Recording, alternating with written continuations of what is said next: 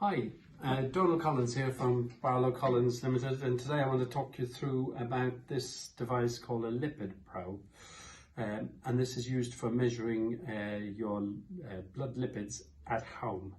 And I just want to show you how to use it. So one of the tricks we've learnt over the last year is to get a reasonable blood sample, you need to warm your finger. So I tend to put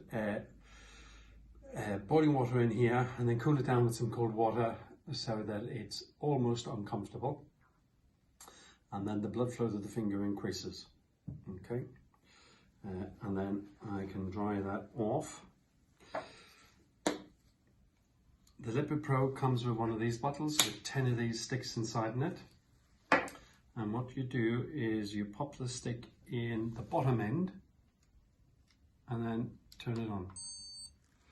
The top end acts as a glucometer. It reads 1834, which matches the number on this bottle, and it's ready to go. So, warmed finger, we now prime our lancet. I use these because they're bigger lancets than the usual glucometer ones. They're going to make a bigger hole in my finger and will make me bleed a bit more. Now, I'm a bit of a wuss, so I might say ouch. Ow. And you need to get lots of blood. So I need to get my glasses on so I can see what I'm doing. There we go, gets a reasonable bit.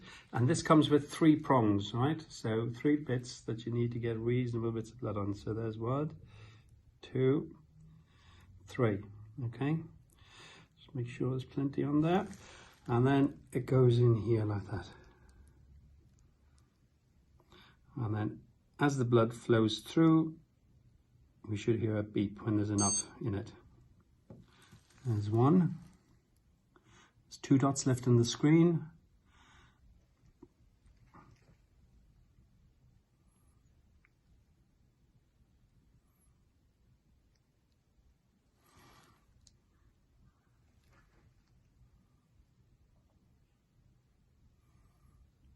Let's see.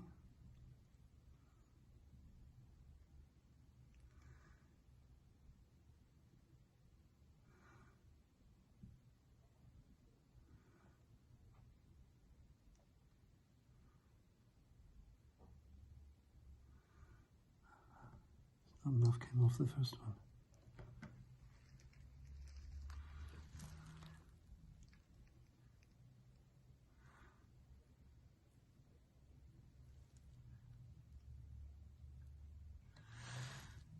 Okay, so it's now ready. So you can see here, if you look down here, there's now 3 red places. So as you can see, it took a little bit of time for the blood to come through. So you need to be a little bit patient. But the key is plenty of blood in your finger, and then fill these 3 arms with as much blood as you can, and you will get there. So why would we do this? So one of the key reasons I think we do this is to measure your triglyceride level and your glucose level, and getting a triglyceride glucose index will give you an indirect measure of your insulin resistance or insulin sensitivity.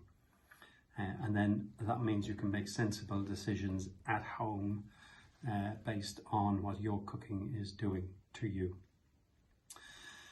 And we think this device is a useful one. We plan to post it out to people, so sort of hire it out, and when you're done you post it back, and it will come with one of these canisters with 10 measures inside in it. There will be a deposit yet to be decided, so that it might encourage you to send it back to us, and then we will come up with a reasonable price per test strip. But it is a useful measure instead of measuring insulin. Okay, let's have a look. So here we are. So my total cholesterol is 4.16. And for a recovered type 2 diabetic, not too bad. LDL is 2.51, HDL 0.91, and triglycerides 1.66. So they're a bit raised, but I'm not fasting.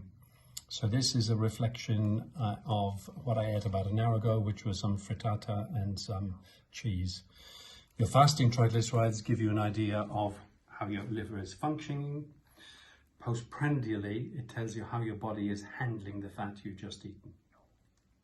So I hope that shows you how relatively easy it is to use. You do need more blood than a glucometer, so a bit harder than a glucometer, and a bit more patience. And there will be some, when you start using these, the first one or two might not go well, but the third one you should be fine. I hope that helps. Take care.